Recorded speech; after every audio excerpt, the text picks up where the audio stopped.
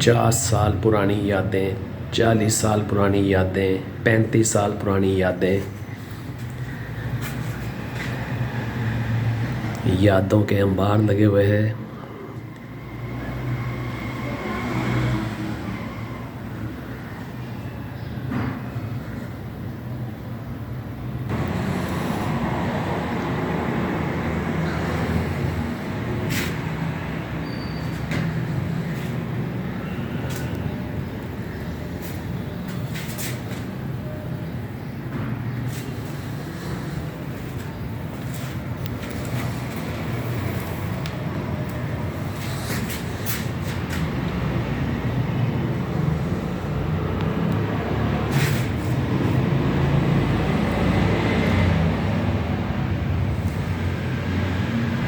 ये उन ज़मानों की कहानी है जब लाहौर शहर पर पतंगबाजी का राज हुआ करता था। 1985, 1990, 1995, 2000, 2003 तक।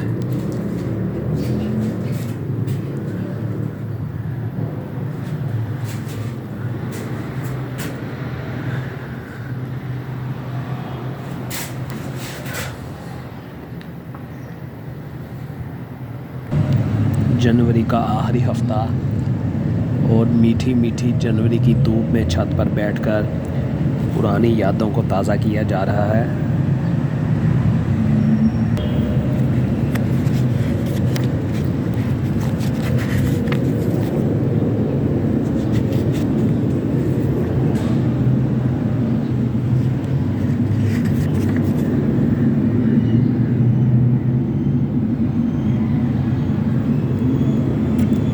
पुराने नामवर उस्ताद जो कि मीनार पाकिस्तान, मिंटो पार्क की शान हुआ करते थे, इनमें से कुछ लोग अब इस दुनिया में नहीं रहे।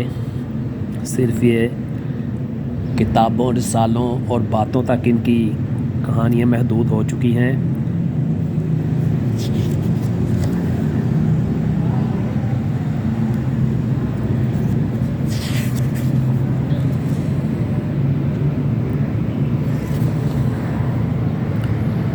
पतंगबाजी की बुनियाद आज से 150 साल पहले जिन्होंने रखी, ये उन बुज़ुर्गों में से दूसरे नंबर पर हैं। इनके जो उस्ताद थे उन्होंने आज से 160 साल पहले मीनार पाकिस्तान में पतंगबाजी की बुनियाद रखी थी।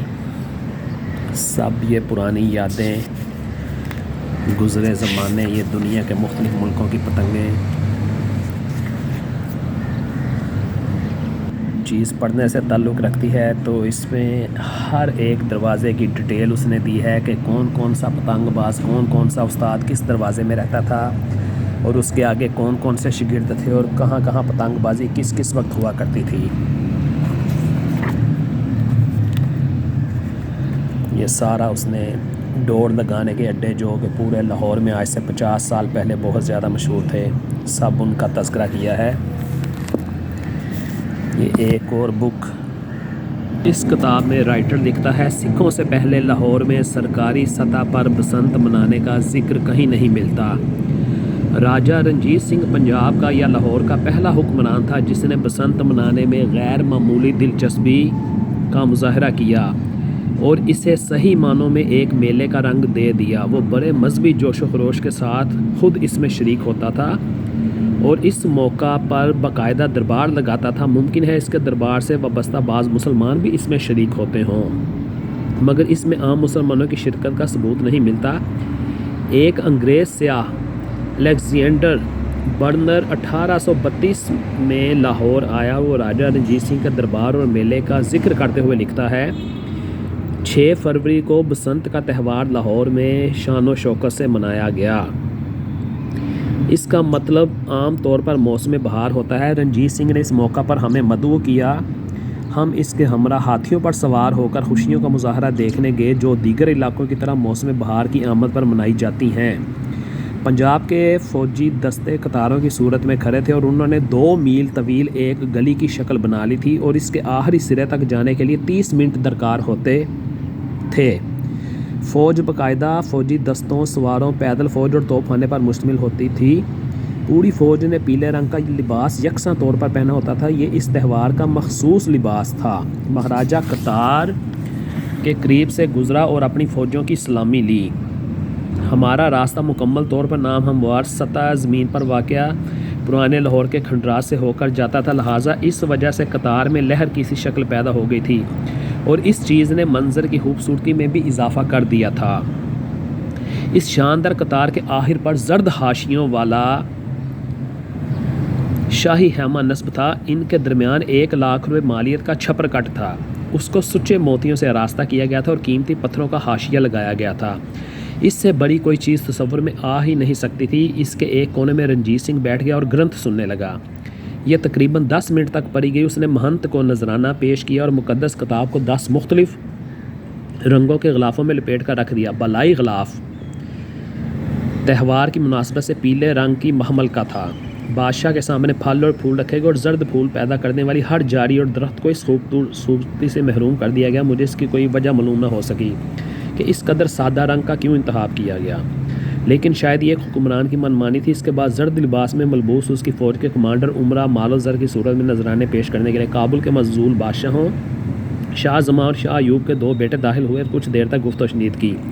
उसके बाद मुल्तान का नवाब भी जर्द लिबास में मलबूस अपने 5 बेटों के हमरा खराज अकीदत पेश करने के लिए आया। उसका शानदार इस्तकबाल किया गया। ये वही शख्स था जो काबिल की मुहिम में खौफज़दा हो गया था और अब महाराजा रंजीत सिंह का वफ़ादार ग़ुलाम है।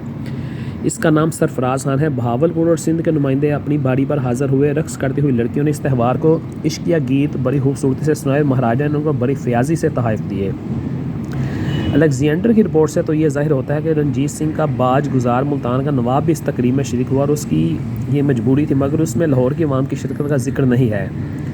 मज़ीद बड़ा पीले रंग से सिखों की वालिहाना जुनून का इजहार भी होता है कि जर्द फूल पैदा करने वाली हर जारी को उसकी खूबसूरती में महरूम कर दिया गया।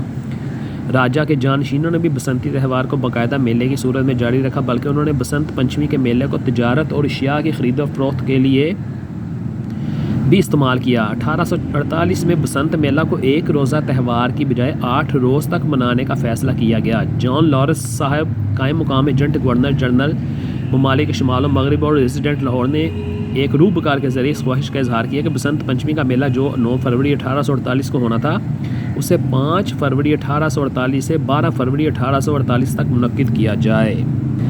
तो ये ऐसा एक मौसम था, ऐसा एक त्यौहार था कि जिसका बाजू काट कर इसको अपाहिज कर दिया गया।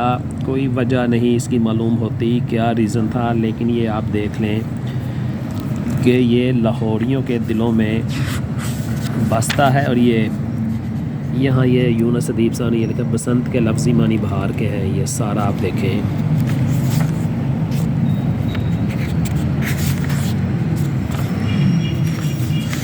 इसमें एक एक चीज़ की डिटेल लिखी गई है, हर चीज़। और ये बैठकर यहाँ पर धूप में जो लुत्फ़ उठाया जा रहा है, मैंने कहा कि अपने भाइयों से भी ये शेयर किया जाए। तो उम्मीद है आप इसको पसंद करेंगे। चैनल को लाइक करें और सब्सक्राइब लाजमी करो यार, और वॉच टाइम भी गेन करवाओ। इसी से आपका चैनल जो है वो तरक्की करेगा और आपको मज़े मज़े की स्टोरियाँ और हिस्ट्री पता चलेगी। अदरवाइज़ फिर चैनल को जो है ना डिमोनेटाइज़ करना पड़ेगा और फिर ये है सिलसिला रोक दिया जाएगा। आपकी मोहब्बतों का शुक्रिया। इंशाअल्लाह ताला किसी और एपिसोड में मुलाकात करूँगा आपसे। तब तक के लिए अल्लाह हाफ़िज़।